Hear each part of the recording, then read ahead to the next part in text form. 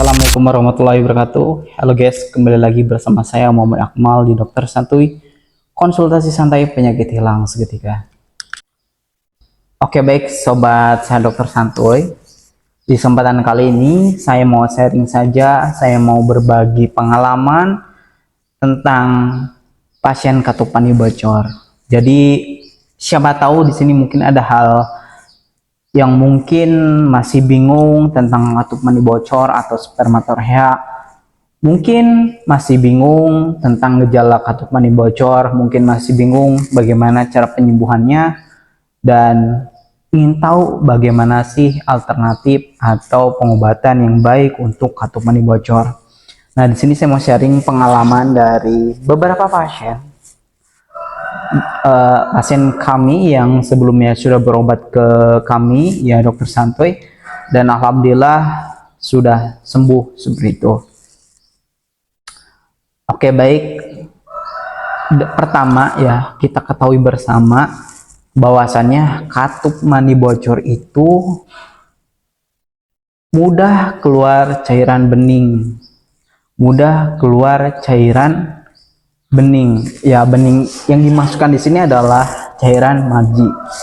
Jadi kita harus tahu dulu definisi penyakit katup mani bocor itu sebelum kamu ke pengobatan. Ya, jadi ingat, yang keluar dari katup mani bocor atau spermatorrhea cairan bening itu air maji, bukan mani. Kalau mani itu keluarnya biasanya kalau ada syahwat yang memuncak habis PMO, masturbasi, atau hubungan bersama istri. Jadi jangan sampai salah lagi ya, yang keluar dari kelamin itu cairan maji. Baik ada rangsangan ataupun tidak ada rangsangan. Biasanya lebih banyaknya itu, kebanyakan rata-rata yang konsul saya itu misalkan lagi chattingan sama pasangan, lagi video call sama pasangan, atau mungkin ngobrol sama pasangan, lagi bersama gitu, apalagi lagi bercumbu gitu. Bahkan yang lebih parahnya adalah tanpa rangsangan. Maksudnya tanpa rangsangan tuh misalkan habis BAK, habis BAB, kan tidak ada rangsangan tuh, bangun tidur itu biasanya lebih rentan mimpi basah seperti itu, penderita katup mani bocor gitu.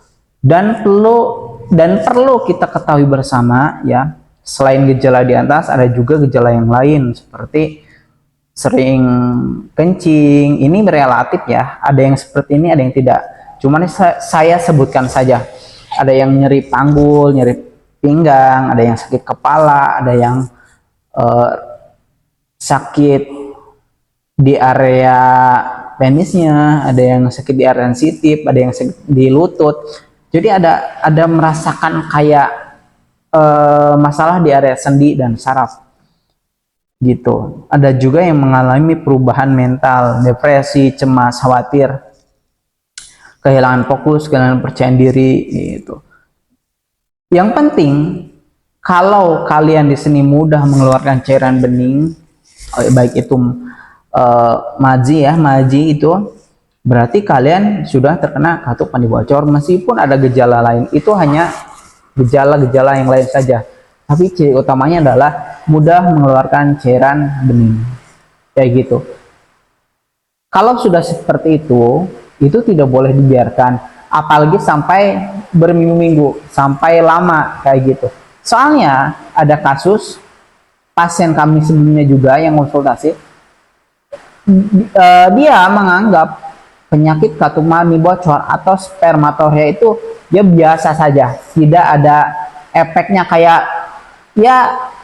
orang sehat, badan fit, segar, tapi ya kayak gitu ya. Mungkin ketika ada rangsangan, teleponan, video callan, atau habis BAK dia keluar, dia menganggapnya biasa saja ya, karena di badan tidak terasa sakit, hanya mungkin mengganggu kenyamanan saja, dan mereka menganggap ini hal biasa, nanti juga sembuh sendiri. Pola pikir yang seperti itu yang akan menghambat kesembuhan. Jadi kesembuhan itu akan sulit nantinya, akan perlu proses lagi, perlu proses yang panjang seperti itu. Jadi buat kalian yang masih kena kartu mani bocor, oke lanjut. Jadi kartu mani bocor ini memang sepele, tapi efeknya luar biasa ya. Efeknya cukup luar biasa kalau dibiarkan dalam jangka waktu yang panjang. Mohon maaf kalau suaranya tidak jelas karena di luar hujan. Jadi kalau suaranya kurang jelas mohon maaf ya, karena ini hujan. Jadi kalau misalkan kalian lagi menonton video kartu mani bocor, edukasi kartu mani bocor, terutama menonton video ini, saran saya langsung silahkan diobati, konsultasi dulu ke saya bagaimana pengobatan yang tepat untuk kartu mani bocor ini. Nah, saya juga pengobatan tidak bisa meratakan. Jadi ada beberapa orang dengan gejala yang berbeda. Ada yang gejala ringan, ada yang gejala medium, ada yang gejala kronis. Jadi masing-masing orang itu berbeda treatment. Nah, makanya kalian perlu konsultasi dulu. Konsultasinya kemana? Konsultasi gratis. Silakan hubungi 0812 14 16 0701. Insya Allah nanti saya akan respon. Nanti saya akan bantu kalian menemukan pengobatan yang tepat sesuai dengan keluhan kalian. Sebenarnya ada tips untuk meredakannya. Ini meredakan saja atau meringankan. Ya syukur-syukur mungkin bisa mengobati ya. Itu biasanya kebanyakan orang yang mengalami kartu mani bocor itu menjaga pola hidup dan pola makan. Pola hidup yang seperti apa sih? Yang pertama mungkin ada senam Kegel ya. Jadi kalian itu harus rutin melakukan senam Kegel, rutin melakukan olahraga ringan lah, jogging atau mungkin futsal kalau kalian suka, atau apalah yang kalian suka. Tapi yang di sini yang dianjurkan adalah senam Kegel. Nah, senam Kegel itu seperti apa sih? Nah, itu kalian bisa tonton aja di YouTube Dr. Santuy. Ada video tentang senam Kegel untuk kartu mani bocor. Kalian bisa tonton di sana. Kalian silakan ditiru aja ya, diikuti gerakannya yang ada di video. Terus yang kedua itu menjaga pola makan ya. Menjaga pola makan, pola hidup dulu nih, jangan sering begadang ya. Kebanyakan begadang atau kurang tidur itu bisa memperburuk kualitas hormon testosteron. Kualitas hormon testosteron jadi menurun karena ya kurang istirahat kayak gitu. Jadi saran saya jangan kebanyakan begadang untuk penderita kartu mani bocor gitu. Soalnya ke imun juga nggak bagus. Terus yang selanjutnya itu tentang pola makan. Jadi pola makan untuk kartu mani bocor ini memang harus diperhatikan. Salah satunya adalah tidak makan atau tidak mengkonsumsi dan harus menghindari makanan pedas ya. Pokoknya semua makanan yang pedas itu jangan. Terus makanan amis ya, contohnya ikan laut, seafood, pokoknya yang amis-amis lah gitu. Udang, cumi kayak gitu. Terus makanan yang mengandung lemak jahat atau lemak trans seperti gorengan, makanan cepat saji, mie instan, pokoknya yang makanan kemasan gitu, makanan sarden gitu, makanan yang dikemas kaleng, ya, pokoknya yang mengandung lemak tinggi, yang cepat saji, yang instan tuh jangan. Terus juga kalian harus menghindari kopi, kafein itu harus dihindari dulu. Merokok ya jangan dulu, minum alkohol atau minum soda jangan dulu ya gitu. Tujuannya apa sih? Supaya si kualitas hormon ini bisa baik lagi, bisa kualitasnya meningkat lagi. Jadi ketika treatment atau pengobatan kartu mani bocor akan mempercepat proses penyembuhan. Seperti itu. Karena makanan-makanan yang tadi saya sebutkan dan pola hidup yang tidak sehat itu bisa menyebabkan si metabolisme tubuh itu tidak menyerap maksimal apa saja yang mungkin misalnya kalian lagi mengkonsumsi obat kayak gitu, dan bisa memperburuk kualitas hormon testosteron kayak gitu. Lalu sebaiknya kalian mengkonsumsi apa gitu? Misalkan kalian sukanya apa nih gitu. Yang baik ya itu ada buah dan sayur. Buah-buahannya ya semua jenis buah bisa, cuman kalau bisa jangan kecut gitu ya. Buah-buahan yang bisa dikonsumsi contohnya seperti anggur, ini yang baik ya, pisang, terus ada alpukat. Buah-buah tadi itu yang saya sebutkan itu rekomendasi. Semua buah bisa, cuman kalau yang kecut ya jangan kayak gitu. Sayur juga bagus itu kecuali kubis ya atau kol itu jangan. Kangkung, terong ya nggak apa-apa, timun nggak apa-apa gitu. Terus kalau makanan-makanan yang mengandung bahan pantangan kayak kerupuk, misalkan kerupuk udang ya, kerupuk ikan itu jangan dulu. Ikan gabus boleh, ayam kampung boleh. Jadi kalau mau konsumsi daging ya bagusnya itu ayam kampung. Ayam kampung bagian dada itu lebih bagus, dibakar bagus ya. Terus juga ikan gabus itu bagus gitu. Ya, intinya untuk perbaikan hormon gitu ya. Telur ayam kampung bagus gitu ya, silakan dikonsumsi.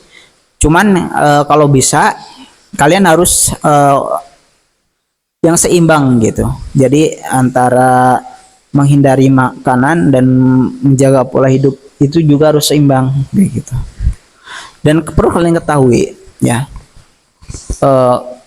kalian penderita katup mani bocor misalkan sudah melakukan yang tadi saya sebutkan, menghindari makanan yang tidak sehat gitu kan, menerapkan pola hidup dan pola konsumsi yang sehat tapi masih kayak gitu, berarti kalian perlu penanganan khusus. Berarti katup mani bocor kalian itu bukan katup mani bocor yang biasa kayak gitu.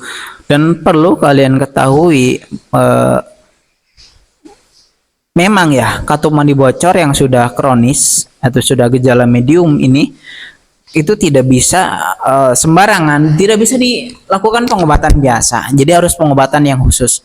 Bagaimana sih gejala katup mani bocor yang medium dan kronis?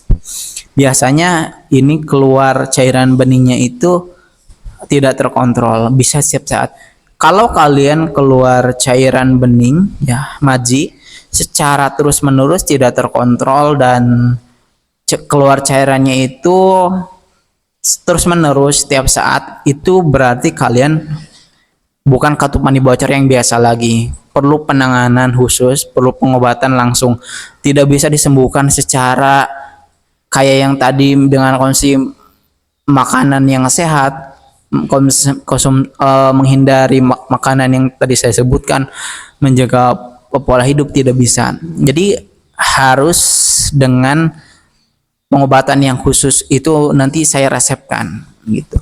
Jadi buat kalian yang mau pengobatan boleh banget silakan hubungi saya yang perlu pengobatan khusus, nanti saya resepkan di nomor WhatsApp 0812 14 16 0701. Boleh banget hubungi 0812 14 16 0701. Insya Allah nanti saya resepkan pengobatan yang terbaik untuk Anda. Oke, baik teman-teman, mungkin segitu dulu sesi sharing dari saya ya. Ini seperti kultum ya, seperti pidato, durasinya agak lama dan saya membahas mungkin pembahasan yang kalau mungkin kurang lengkap, kurang jelas, atau mungkin pembahasan saya muter-muter ya mohon maaf gitu, karena ini adalah sesi sharing ya. Boleh banget silakan, kalau bingung mau tanyakan boleh aja dikonsultasikan ya di nomor 0812 14 16 0701. Oke,